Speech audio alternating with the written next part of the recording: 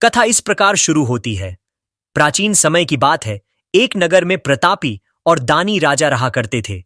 राजा अत्यंत दानी, ब्राह्मणों को आदर देने वाले और निर्धनों के सहायक थे। वे हर गुरुवार को भगवान विष्णु और बृहस्पति देव का व्रत करते, पीले वस्त्र धारण करते, केले के पेड़ की पूजा करते और चने की दाल तथा गुड़ का प्रसाद वितरित करते थे। उनकी भक्ति से राज्य में वर्षा समय पर होती, फसलें लहलहाती और प्रजा सुखी थी। परंतु उनकी रानी इसके विपरीत कठोर हृदय वाली, दान पुण्य और व्रत पूजन से विमुख स्त्री थी। राजा की यह बात उनकी रानी को अच्छी नहीं लगती थी। रानी ना तो गरीबों को दान देती, ना ही भगवान का पूजन करती थी और राजा को भी दान देने से मना किया करती थी। एक दिन राजा प्रातःकाल से ही शिकार खेलने वन को गए हुए थे, तो रानी संयोगवश महल में अकेली रह गई। जब बृहस्पति देव को यह झांत हुआ कि रानी अपने पति के दान पुण्य से असंतुष्ट है, तो उन्होंने सोचा, क्या वास्तव में रानी का हृदय इतना कठोर हो चुका है? इसे परखने के लिए बृहस्पति देव ने साधु का वेश धारण किया और राजा के महल की ओर चल दिए। महल के द्वार पर पहुंचकर उन्होंने भिक्षा मांगी। माथे, कृपया भिक्षा दें। रानी ने जब साधु को देखा तो बिना किसी संकोच के कठोर स्वर में कहा, हे साधु महाराज, मैं तो इस दान पुण्य से तंग आ गई हूं। मेरे पति सारा धन गरीबों पर लुटाते रहते हैं, इसलिए मेरी तो यही इच्छा है कि हमारा यह सारा धन नष्ट हो जाए। फिर न रहेगा बांस, न बजेगी बांसुरी, न हमारे पास धन होगा और न ही मेरे पति दान पुण्य करेंगे। रानी की बात सुनकर साधु ने कहा, हे देवी, तुम तो बड़ी विचित्र हो। धन और संतान तो सभी चाहते हैं, पुत्र और लक्ष्मी तो पापी के घर भी होने चाहिए। यदि तुम्हारे पास अधिक धन है तो भूखों को भोजन दो, प्यासों के लिए प्याऊ बनवाओ, मुसाफिरों के लिए धर्मशालाएं खुलवाओ। जो निर्धन अपनी कुंवारी कन्याओं का विवाह नहीं कर सकते, तुम उनका विवाह करवाओ। जो जीव जंतु भूखे हैं, उन्हें भोजन दो। ऐसे और कई काम हैं जिनको करने से तुम्हारा यश लोक परलोक में फैलेगा। तुम्हारा यह धन दान पुण्य से जुड़कर और बढ़ेगा। परंतु रानी पर साधु के उपदेश का कोई प्रभाव न पड़ा। वह बोली, महाराज, आप मुझे कुछ न समझाएं। मैं ऐसा धन नहीं चाहती जो हर जगह बांटती फिरूं।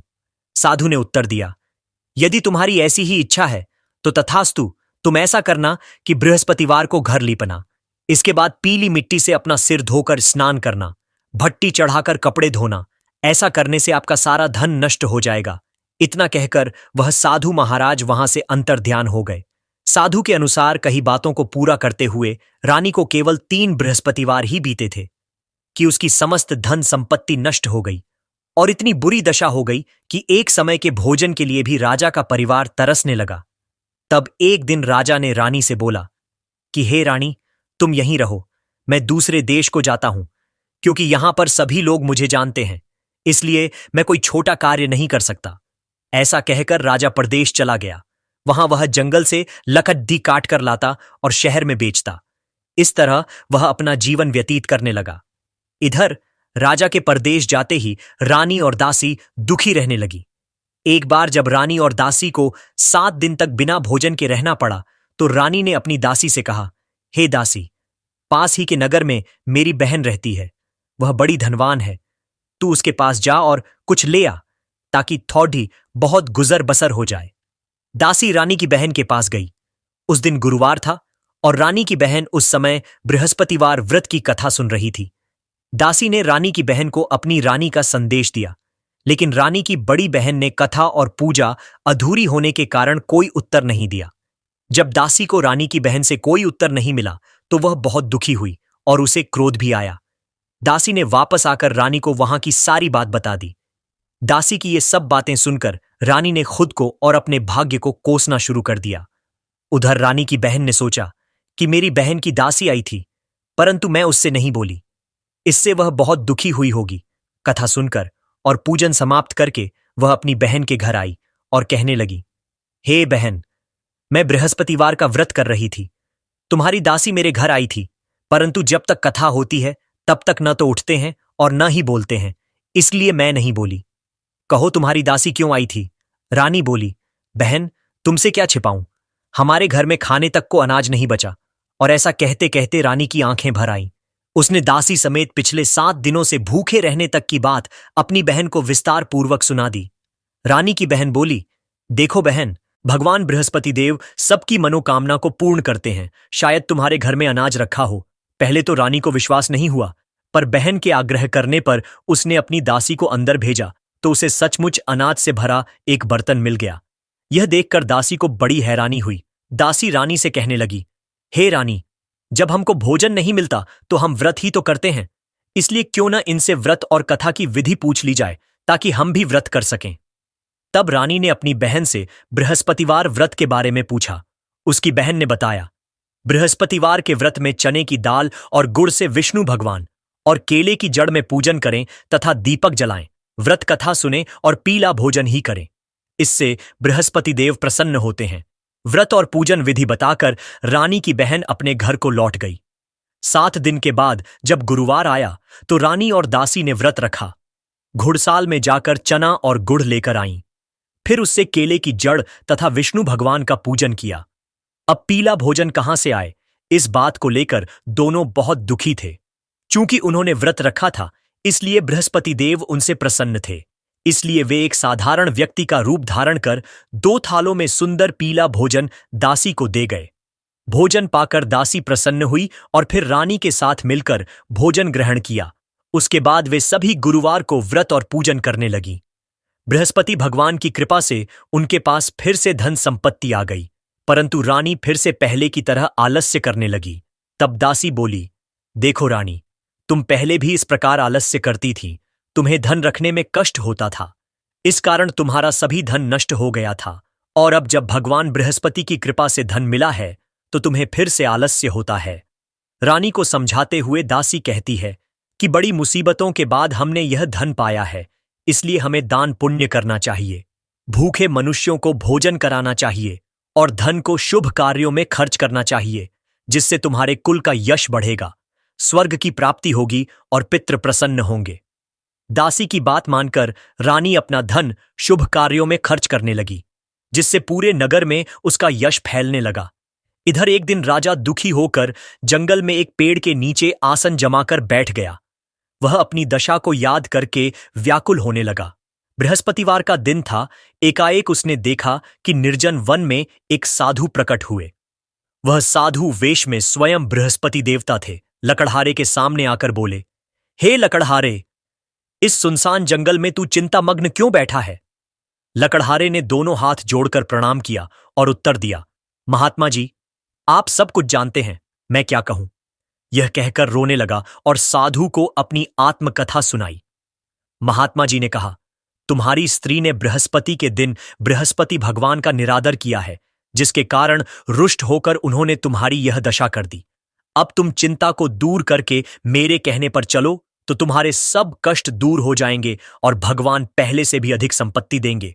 तुम बृहस्पति के दिन कथा किया करो। 2 पैसे के चने और गुड़ लाकर उसका प्रसाद बनाओ और शुद्ध जल से लौटे में शक्कर मिलाकर अमृत तैयार करो। कथा के पश्चात अपने सारे परिवार और सुनने वाले प्रेमियों में अमृत व प्रसाद बांटकर आप भी ग्रहण करो। ऐसा करने से भगवान तुम्हारी सब मनोकामनाएं पूरी करेंगे।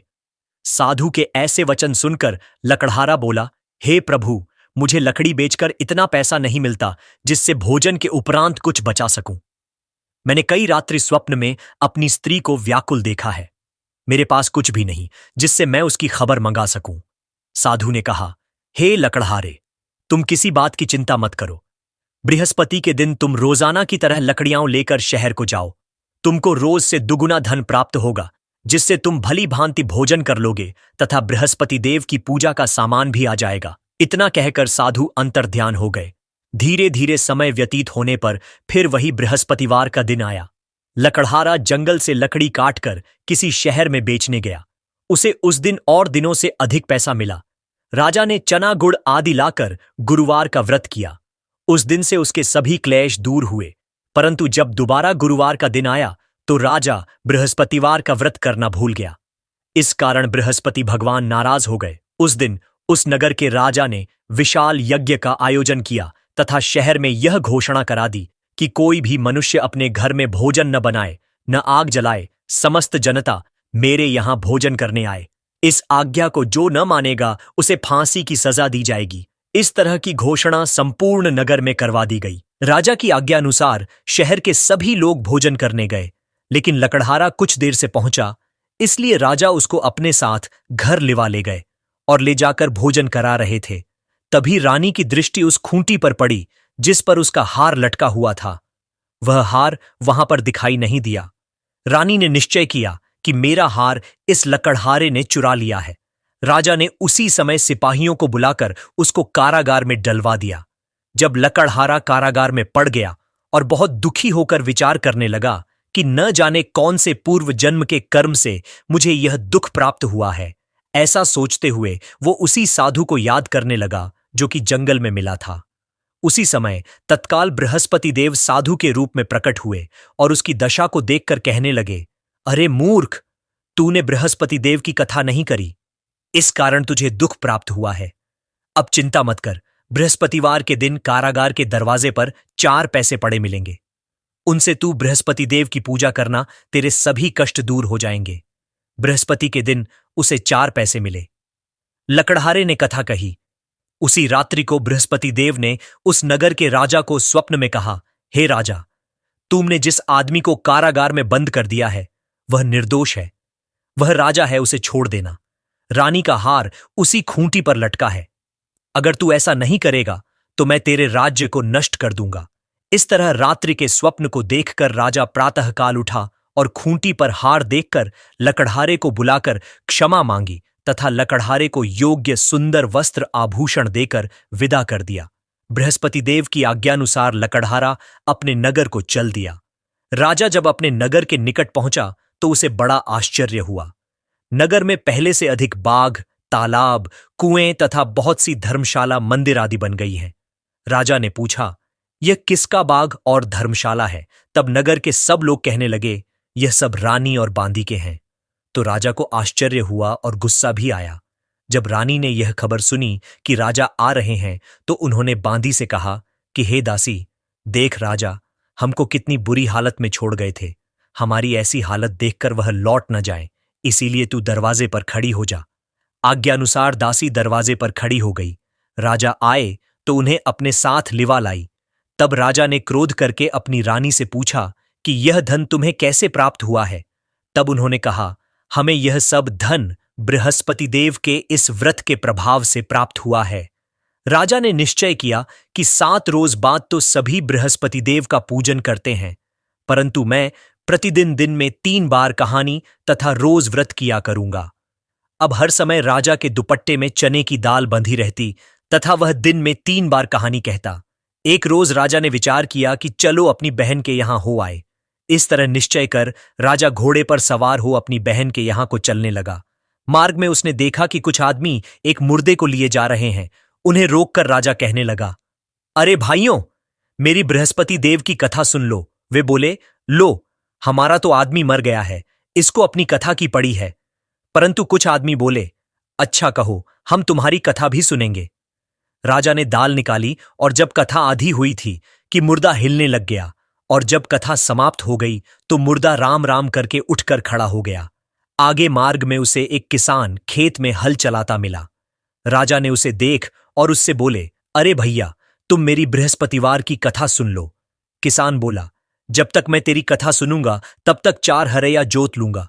जा अपनी कथा किसी और को सुनाना। इस तरह राजा आगे चलने लगा। राजा के हटते ही बैल पछाड़ खाकर गिर गए तथा किसान के पेट में बड़ी जोर का दर्द होने लगा। उस समय उसकी मां रोटी लेकर आई।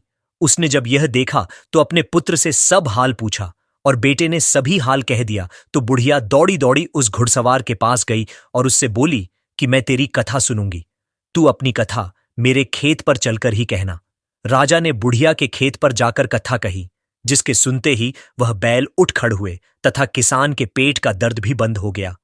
अगले दिन राजा अपनी बहन के घर पहुंचा। बहन ने भाई की खूब मेहमानी की। दूसरे रोज प्रातःकाल राजा जगा तो वह देखने लगा कि सब लोग भोजन कर रहे हैं। राजा ने अपनी बहन से कहा, ऐसा कोई मनुष्य है जिसने भोजन नहीं किया हो, मेरी बृहस्पतिवार की कथा सुन ले। बहन बोली, हे भैया, यह देश ऐसा ही है कि पहले यहां लोग भोजन करते हैं, बाद में अन्य काम करते हैं। अगर कोई पड़ोस में हो तो देख आती हूं। ऐसा कहकर देखने चली गई, परंतु उसे कोई ऐसा व्यक्ति नहीं मिला जिसने भोजन न किया हो। अतः वह एक कुम्हार के घर गई जिसका लड़का बीमार था। उसे मालूम हुआ कि उनके यहां 3 रोज से किसी ने भोजन नहीं किया है। रानी ने अपने भाई की कथा सुनने के लिए कुम्हार से कहा। वह तैयार हो गया। राजा ने जाकर बृहस्पतिवार की कथा कही, जिसको सुनकर उसका लड़का ठीक हो गया। अब तो राजा की प्रशंसा होने लगी। एक रोज राजा ने अपनी बहन से कहा कि हे बहन, हम अपने घर को जाएंगे, तुम भी तैयार हो जाओ। राजा की बहन ने अपनी सास से कहा। सास ने कहा, हां चली जा, परंतु अपने लड़कों को मत ले जाना, क्योंकि तेरे भाई के कोई औलाद नहीं है। बहन ने अपने भैया से कहा, हे भैया, मैं तो चलूंगी, पर कोई बालक नहीं जाएगा। राजा बोला, जब कोई बालक नहीं चलेगा तब तुम ही क्या करोगी। बड़े दुखी मन से राजा अपने नगर को लौट आया। राजा ने अपनी रानी से कहा, हम निर्वंशी हैं, हमारा मुंह देखने का धर्म नहीं है और कुछ भोजन आदि नहीं किया। रानी बोली, हे प्रभु, बृहस्पति देव ने हमें सब कुछ दिया है, वह हमें औलाद अवश्य देंगे। उसी रात को बृहस्पति देव ने राजा से स्वप्न में कहा, हे राजा, उठ, सभी सोच त्याग दे, तेरी रानी गर्भ से है। राजा की यह बात सुनकर बड़ी खुशी हुई। 9वें महीने में उसके गर्भ से एक सुंदर पुत्र पैदा हुआ। तब राजा बोला, हे रानी, स्त्री बिना भोजन के रह सकती है, पर बिना कहे नहीं रह सकती। जब मेरी बहन आए तुम उससे कुछ कहना मत। रानी ने सुनकर हां कर दिया।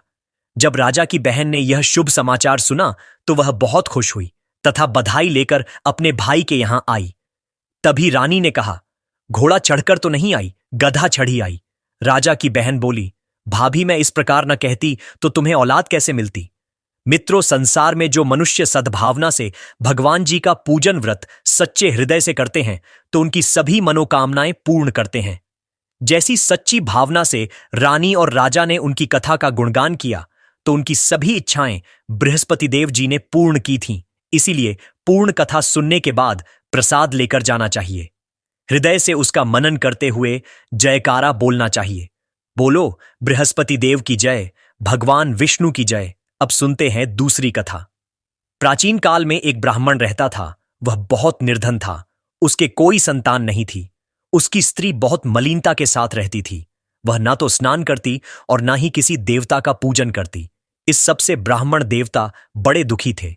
बेचारे बहुत अपनी स्त्री से कुछ कहते थे, किंतु उसका कुछ परिणाम न निकला। भगवान की कृपा से ब्राह्मण की स्त्री को कन्या रूपी रत्न पैदा हुआ।